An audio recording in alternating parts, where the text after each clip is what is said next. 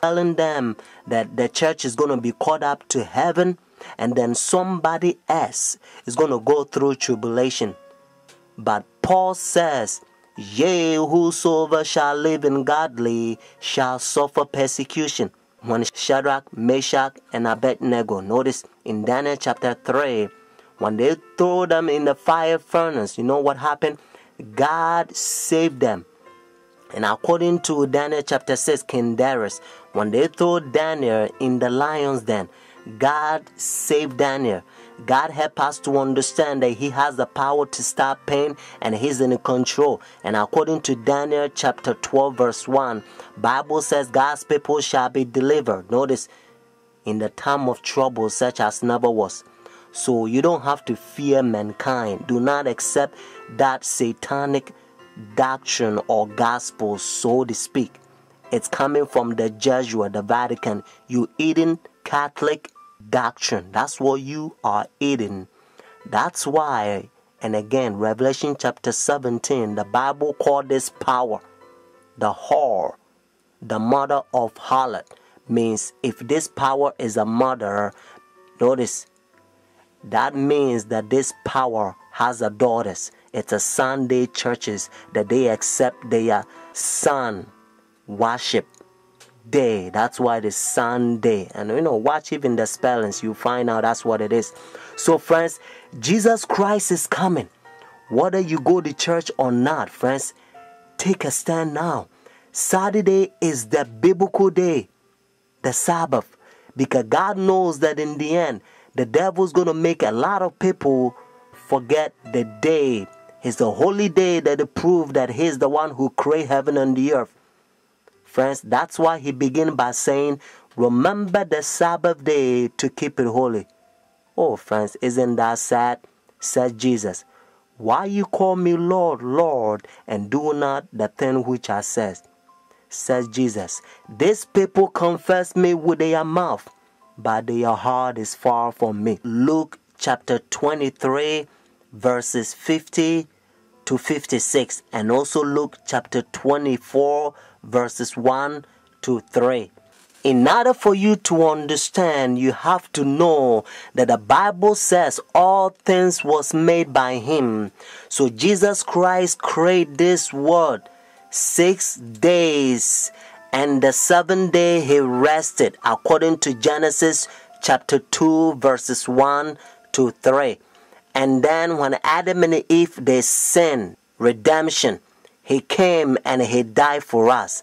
Friday on the cross, Jesus Christ, He says it is finished. And then He rested on the Sabbath day. Notice when the sun was going down, Friday evening, they buried Jesus Christ. So the early day in the morning, notice, according to Luke chapter 24, verses 1 to 3, Jesus Christ rose on Sunday.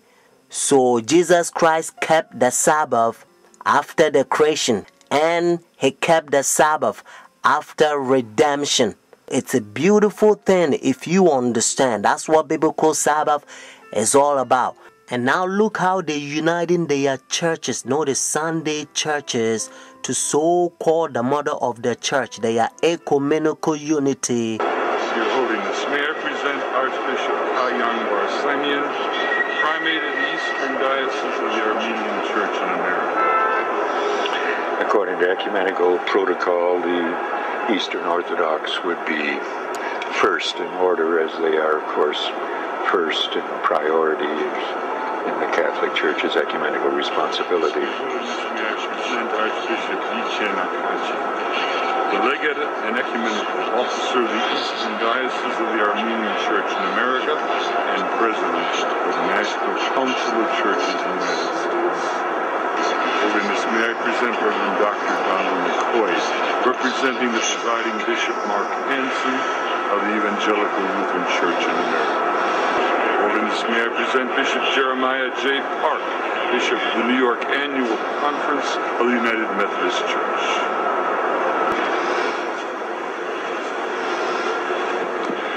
Your Holiness, may I present Reverend Wesley Granberg Michelson, the General Secretary of the Reformed Church in America. Your Holiness, may I present Reverend Dr. Clifton Kirkpatrick, the stated clerk of the General Assembly of the Presbyterian Church in the United States.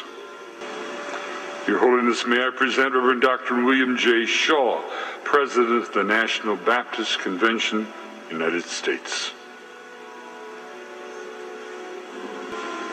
Your Holiness, may I present Bishop James Leggett, General Superintendent of the International Pentecost Holiness Church.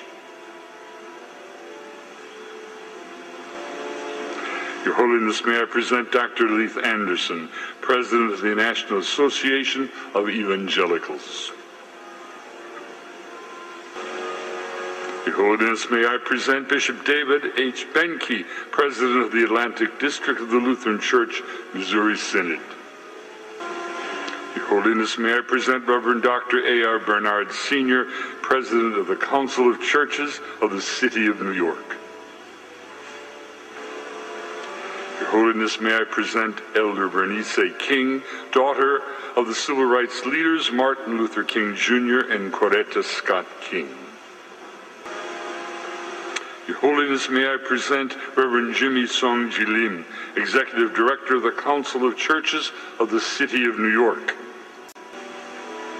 Your Holiness, may I present the Right Reverend Mark Sisk, Bishop of the Episcopal Diocese of New York. Friends, do you understand the language? Your Holiness. And this is how they call this power. He think he is God. That's what their teachings is all about, friends. And you also know that when the religious leaders, when they come to meet this power, they wearing black. Notice, dark color. They represent the sinners, and he represent God. And now listen to what Bible says. 2 Thessalonians chapter 2. This is the chapter the Protestant Sunday churches, they are forefathers. They used to protest against this power during dark ages, and they call them Antichrist. Notice, Antichrist. But now you don't hear from Sunday churches anymore, because they betray their forefathers. Let's start from verse 3. Notice 2 Thessalonians chapter 2. Let no one deceive you by any means, for that day will not come unless the falling away comes first, and the man of sin is revealed, the son of perdition, who opposes and exalts himself above all that is called God, all that is worshipped, so that he sit as God in the temple of God, showing himself that he is God. Do you not remember that when I was still with you, I told you these things? And now you know what is restraining, that he may be revealed in his own time. Notice what it says in verse 7.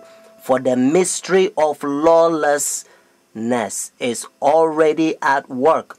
Only he who now restraining will do so until he is taken out of the way.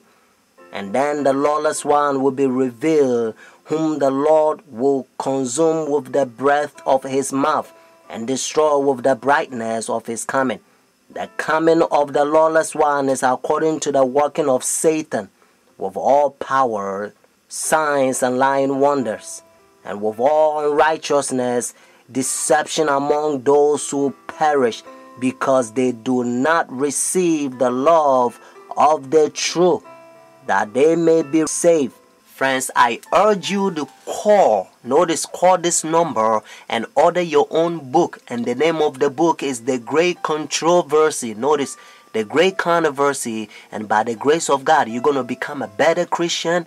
You're not going to fall to this Christianity that has become like a coffee and milk shake together, because the man of sin infiltrating the churches and they destroying doctrines. The phone number here is 856-503-5893. One more time, 856-503-5893. Friends, also, if God is touching your heart to support God's faithful ministry, so that we can speed up this gospel to a lot of people, so that they can hear what you are hearing, because heaven is ceaseless ages. Says Jesus, I must do the work of the one who sent me while it is the day. The night is coming, no one can work.